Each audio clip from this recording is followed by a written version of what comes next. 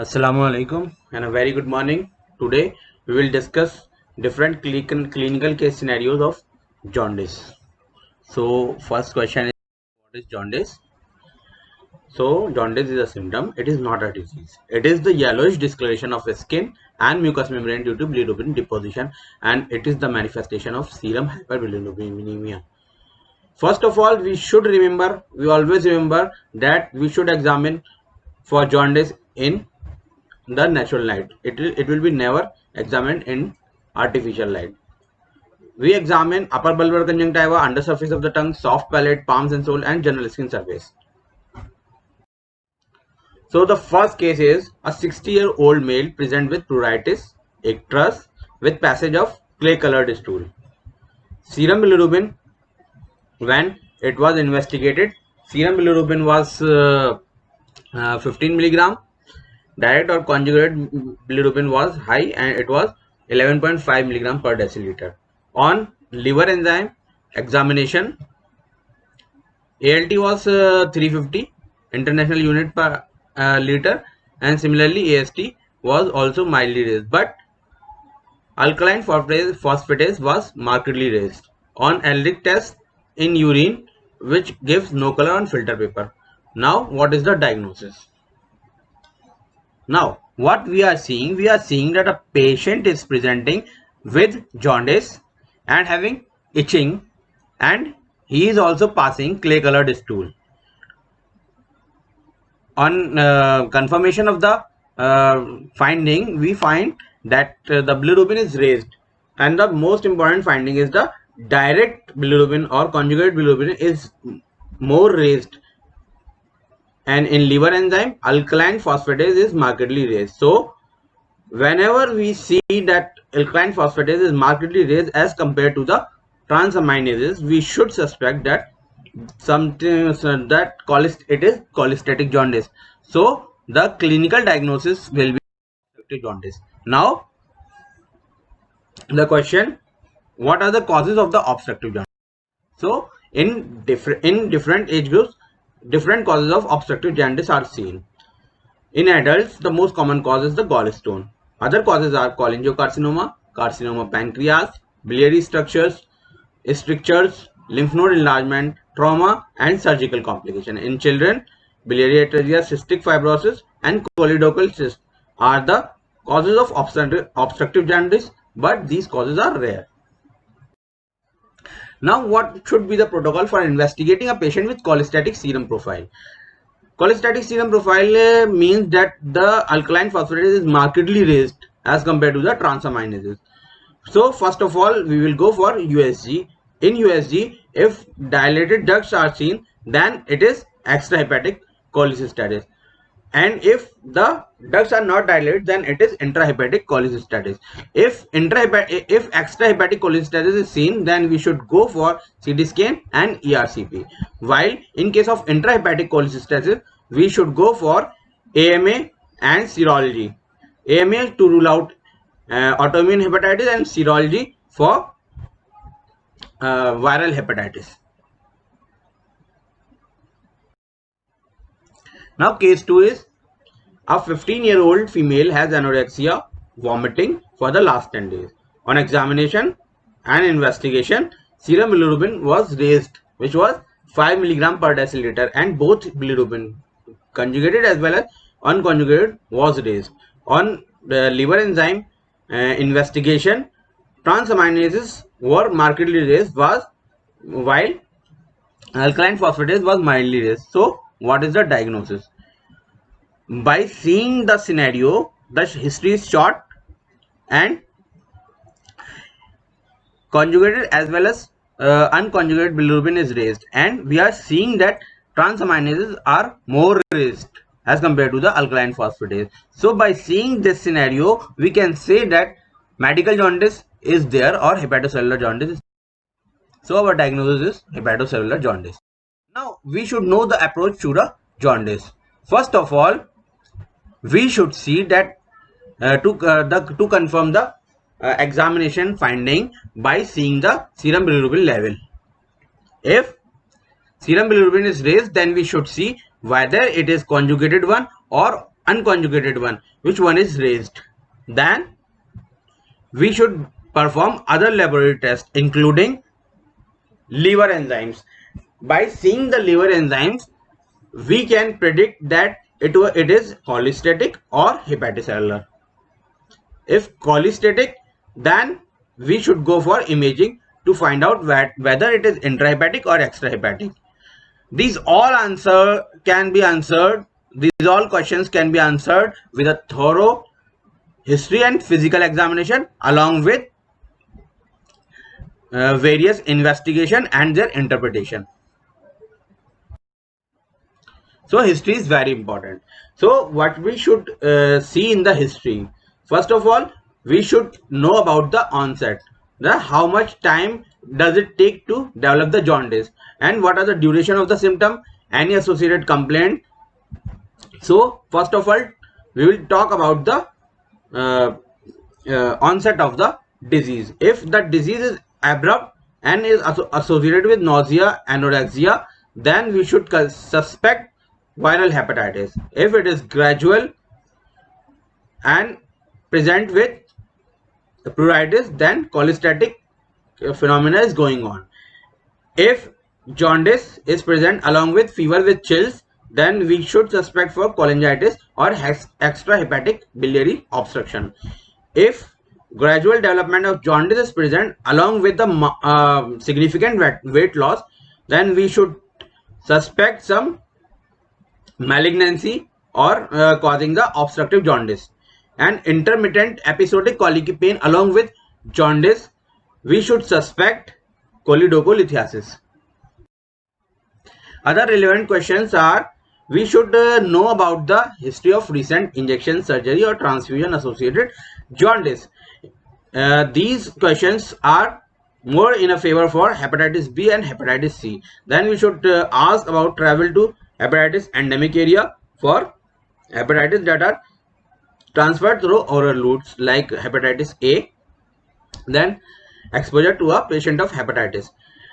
If the history is very prolonged, if the history of jaundice is prolonged, then we should ask the patient about the alcohol consumption, because it is the most common cause that causes the liver cirrhosis, and which may be the cause of chronic liver disease. Then we are seeing jaundice due to the chronic liver disease. We should also ask for family history, occupational history, drug history and dietary history. These all history are very important for investigating a patient of jaundice. In physical examination, first of all, general examination is done. In general examination, we should see for the color of the skin, sclera. Then we should see for bruises, purpura, cutaneous manifestation of the liver cirrhosis including spider nevi, palmar erythema, white nails, loss of secondary sexual hair, scratch marks, melanin pigmentation, finger clubbing and xanthomas are seen for the cholestatic jaundice. Ankle edema is more towards the jaundice that is seen by the hepatic insufficiency. It may be caused due to the cirrhosis or malignancy. We should see for lymphadenopathy, because chronic liver disease causes the lymphadenopathy, and sometimes metastasis of the malignancy that is causing the obstructive jaundice may be detected by seeing the lymphadenopathy. Then in abdominal examination, we should see for dilated periumbilical veins, liver size, margin consistency. In spleen, we should see the enlargement of the spleen. We should see for ascites that is present or not. We should also examine for gallbladder whether it is enlarged or not. We should also perform rectal examination. In central nervous system examination, we should see for sleep disturbance, personality changes, irritability, confusion and tremors.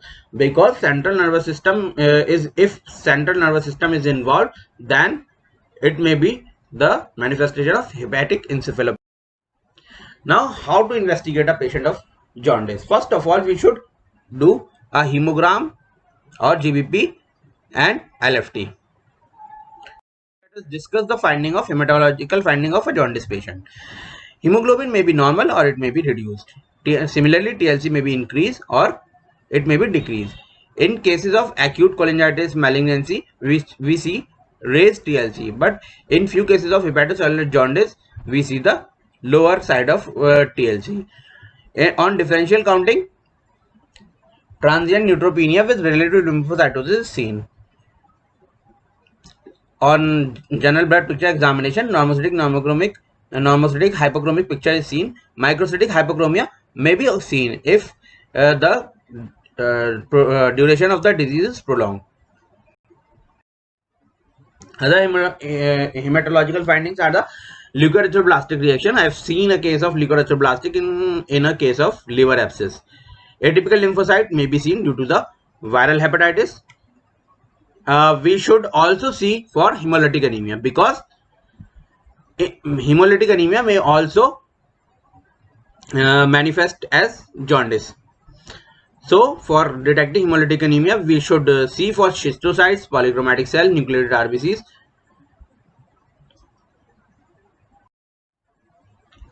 The common finding that we see in the general blood picture of a chronic liver disease is the macrocytes and the target cells. We can also see Esper cells or acanthocyte. Now we will discuss about the liver function test. Serum bilirubin. First of all, what are the liver function tests? I have already teach you liver function test in detail in earlier classes. In serum bilirubin, we should see for serum bilirubin. Serum bilirubin, after seeing the serum bilirubin, we should see for that if what is the levels of direct and indirect bilirubin. Then we should see for liver enzymes including AST, ALT, alkaline phosphatase, GGT, 5-nucleotidase and LDH. These are the normal values of different parameters of the liver function test.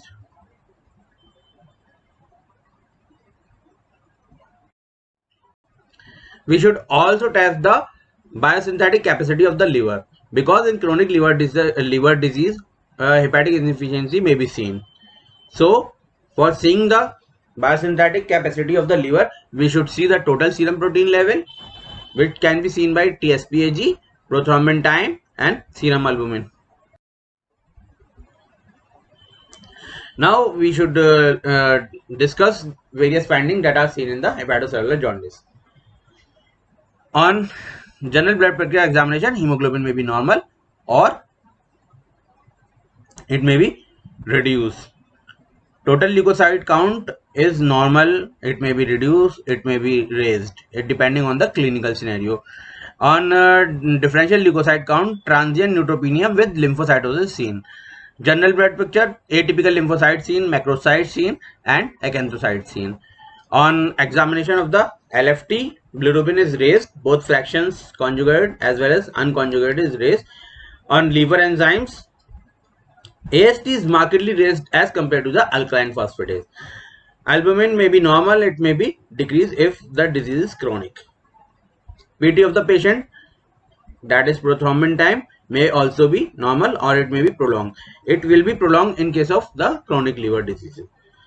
We should see for urine, for the bile salts, bilirubin and urobilinogen. Additional investigation will be serum serology and the antibodies testing. In case of the obstructive jaundice, what are the findings that we get? On GBP, hemoglobin may be normal or it may be decreased. TLC may be normal, it may be decreased, it may be increased depending on the cause that is causing the jaundice. On examination of the LFT, bilirubin is raised, and the more important thing that conjugated is bilirubin is markedly raised as compared to the unconjugated one. And if we see the liver enzymes, alkaline phosphatase, GGG, 5-nucleotidase are markedly raised, but AST and ALT show mild elevation. Albumin may be normal in most of the cases, but it may also be abnormal if hepatic insufficiency is occurring. Same with the case of the prothrombin time. Urobilinogen is absent in the urine and bilirubin and the bile salts are present. Additional investigation for rule out the different cause of obstructive jaundice. To make the exact diagnosis of the jaundice, we should go for imaging.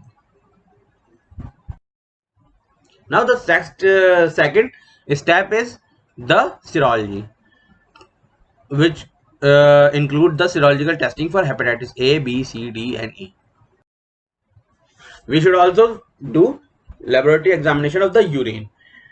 Urine examination has been taught all of you in detail in practical classes.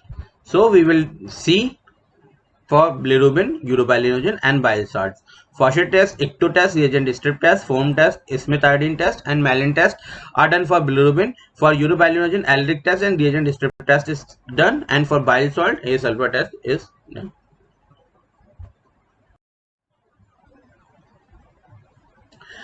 We should go for imaging option to confirm the exact diagnosis. So for imaging, we should perform USG. Whenever needed, we should also perform CT scan, MRCP, and ERCP. ERCP is also a therapeutic intervention. Finally, if we are not able to diagnose the exact cause of the jaundice, we will go for liver biopsy. And the indication of the liver biopsy have been told you in detail. I am repeating all these things. These are causes of finding the cause of hepatomegaly, jaundice, ascites, GI bleeding, or abnormal liver function tests, or abnormal liver enzymes. Establishment of precise diagnosis in patient with probable hepatic disease. Recognition of systemic disease like TB, sarcoidosis, myelofibrosis, and lymphoma, and evaluation of response to therapy of acute or chronic liver disease. Contraindication of liver biopsy have been told. These are the abnormal coagulation profile, form clinical diagnosis of post-hepatic jaundice, severe anemia, uncooperative or unduly apprehensive patients, and bacterial infection in area to be traversed by the biopsy needle. Approaches may be percutaneous, may be USG guided, and guided biopsy combined with laparoscopy. Now let's discuss the differences in the medical jaundice and obstructive jaundice. Conjugated bilirubin is more raised as compared to the unconjugated one in obstructive jaundice, while vice versa is seen in medical jaundice. Urobilinogen is decreased in obstructive jaundice, while it is increased in the medical jaundice. Urinary bilirubin is seen in obstructive jaundice, as well as urinary bile salt are seen in the obstructive jaundice.